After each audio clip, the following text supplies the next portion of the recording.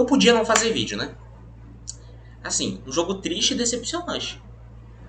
Mas eu não quero criticar o Ancelotti por hora. Vamos com calma. Assim, primeiro o Brasil veio a campo com o time aqui, veio a campo com esse time, assim, um time no mínimo interessante. Eu, de início, antes do jogo começar, se eu soubesse como ia ser o jogo, eu provavelmente odiaria essa escalação antes dela sair. Mas, antes do jogo começar, essa escalação que tinha, eu gostei sinceramente da escalação. Um time muito bem armado pelo Ancelotti, primeira escalação dele. E assim, olhando no nome a nome, a gente pode pensar que um time muito bom em campo contra o Equador podia sair com um resultado legal. Só que na prática não foi bem assim. O Ancelotti avisou que jogaria do jeito que o Real Madrid jogou na temporada que foi campeão, na 23-24, onde eles foram campeões da Champions League, naquela formação que eu já expliquei no vídeo da convocação, aquela árvore de Natal. Mas assim, deu tudo errado. Deu muito errado. Jogadores que não podem jogar juntos ali. Ou algumas coisas que devem ser corrigidas. Eu vou criticar? Não, porque o cara teve 2 dias para treinar só. Se é para tirar alguma prova, é a partir dos próximos jogos. Nem no jogo contra o Paraguai, mas depois do... Mas alguns jogos depois. Provavelmente na próxima data FIFA ou nos amistosos ano que vem. Disso a gente tira uma prova. Mas o jogo de hoje foi preocupante. De ruim. A seleção tem um problema crônico no meio campo. É nulo.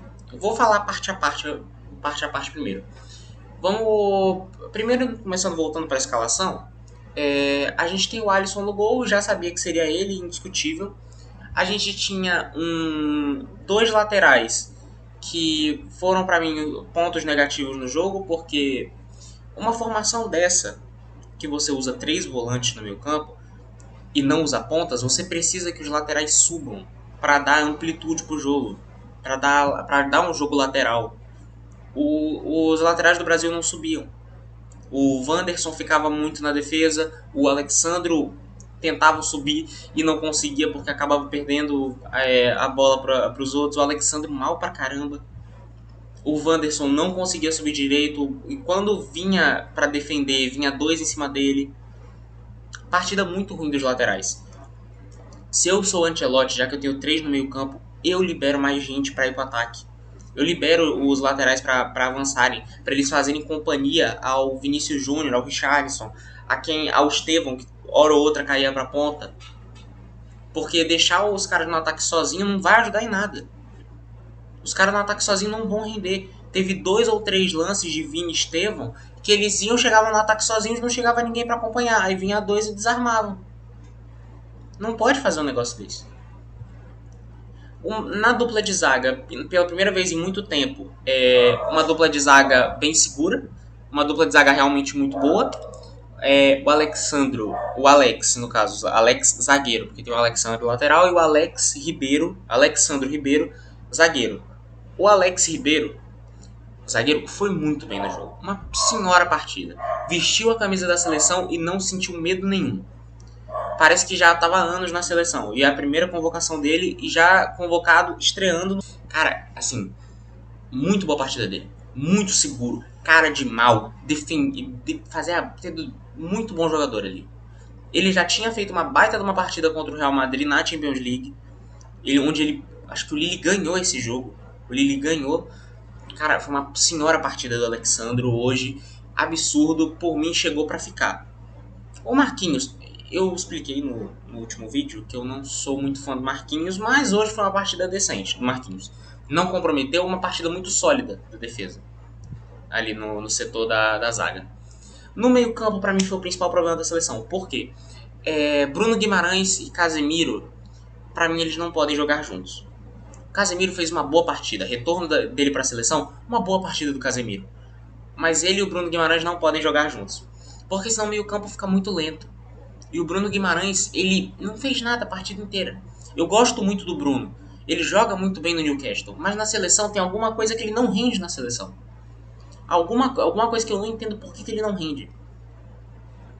Eu vou ser sincero.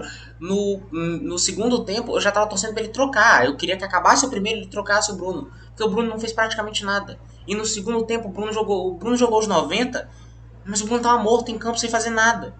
O Bruno parecia um tanque em campo. Era muito ruim mesmo o Bruno. Assim, um bagulho.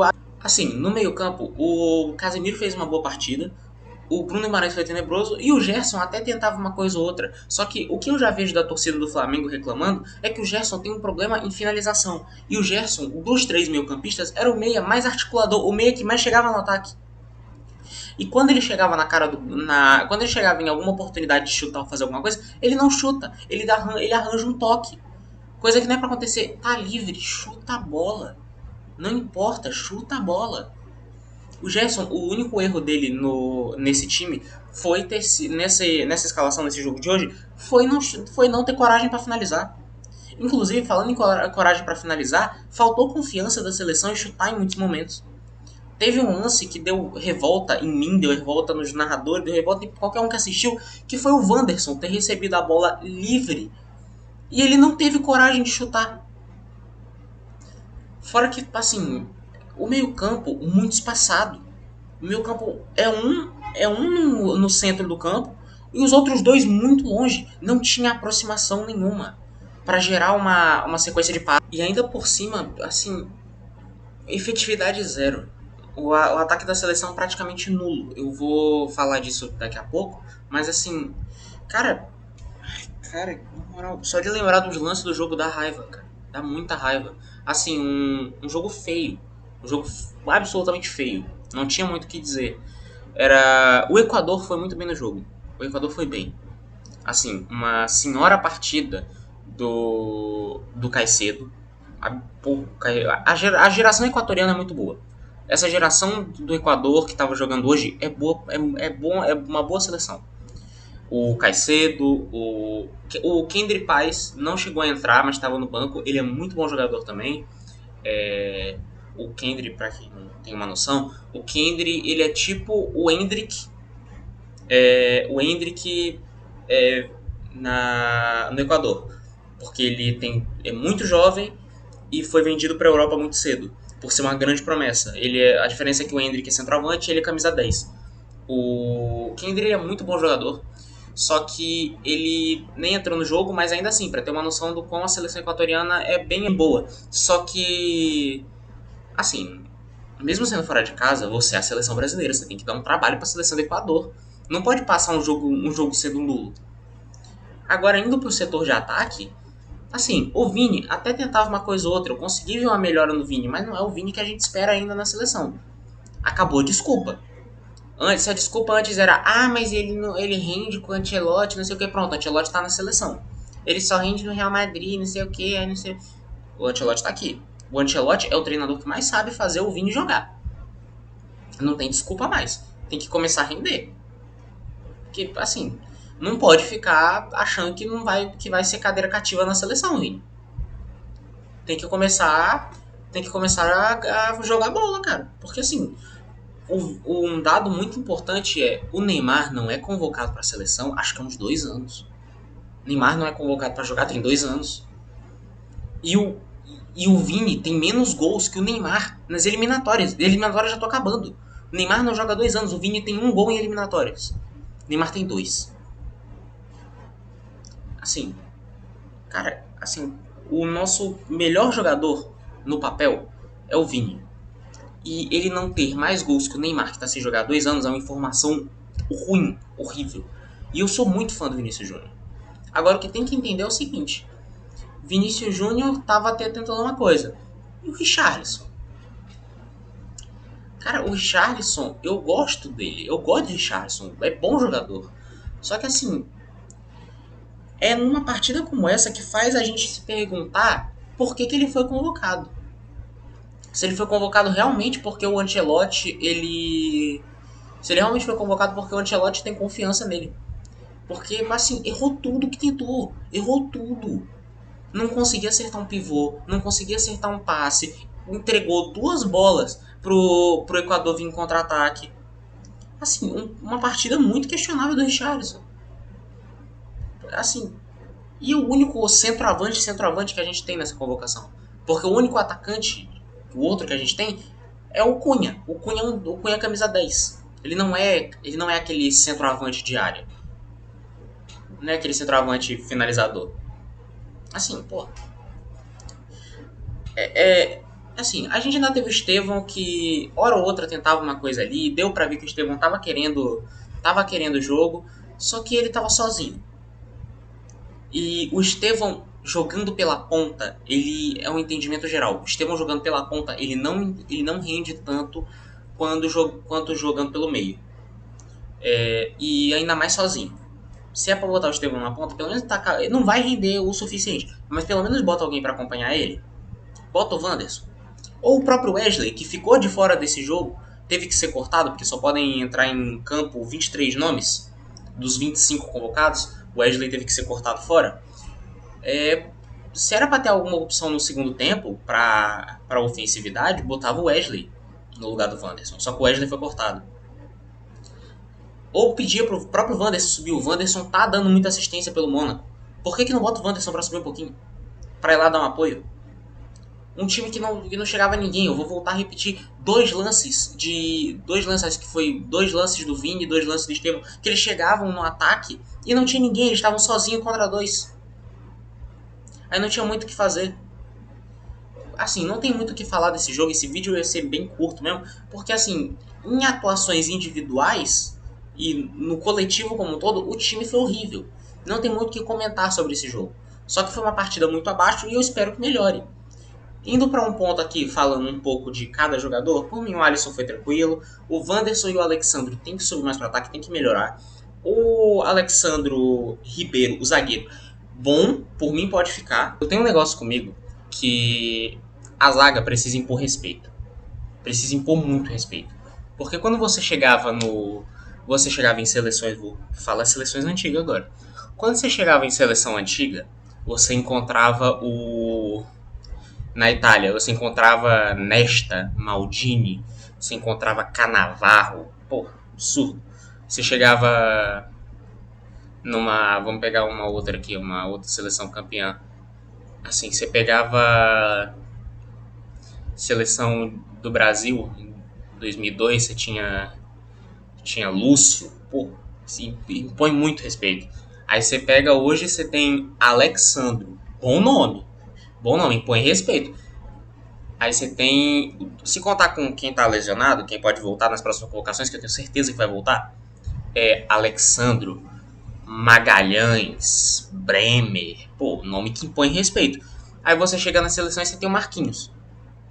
O Marquinhos impõe respeito, assim, é um bom zagueiro. É um bom zagueiro. Só que assim, impõe respeito? Tu tem um zagueiro com o nome de Marquinhos? Não impõe. Apesar de estar campeão de Champions League, muito bom jogador. Mas na seleção, pô, tem que impor um respeitinho. Pra mim funciona assim. Apesar do Marquinhos ser bom jogador. É porque impõe assim. Enfim, voltando para as partes individuais do time. Casemiro fez uma boa reestreia.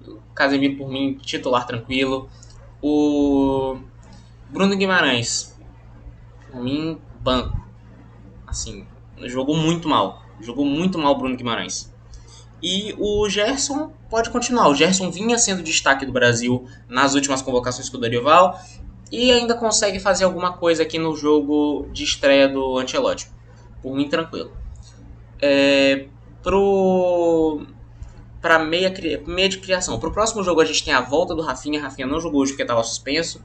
Então eu acho que o Rafinha vai acabar jogando nessa posição. Ele vai acabar sendo esse meia de criação. Ele vai acabar sendo o 10 do time.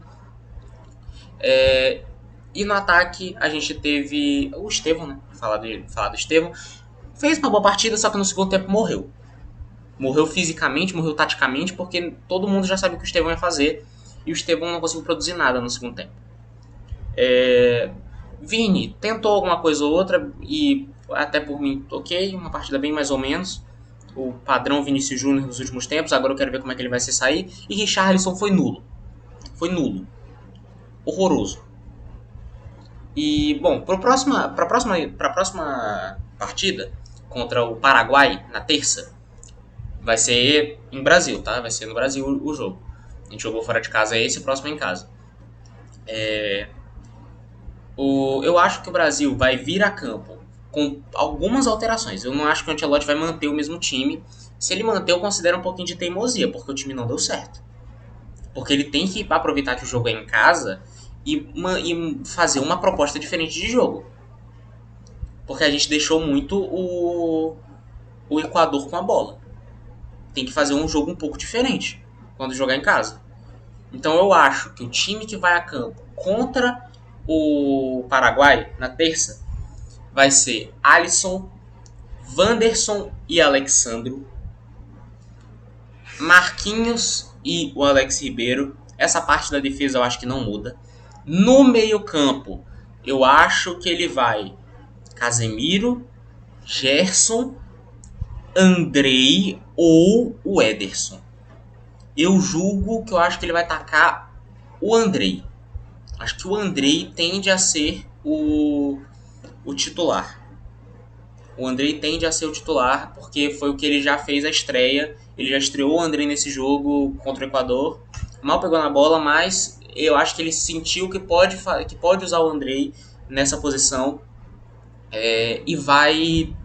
Assim, o Andrei mal tocou na bola nesse jogo. Mas ele já elogiou muito o Andrei na coletiva. Disse que o Andrei é um meio-campista completo. E lá vai eu puxar saco. Tanto faz.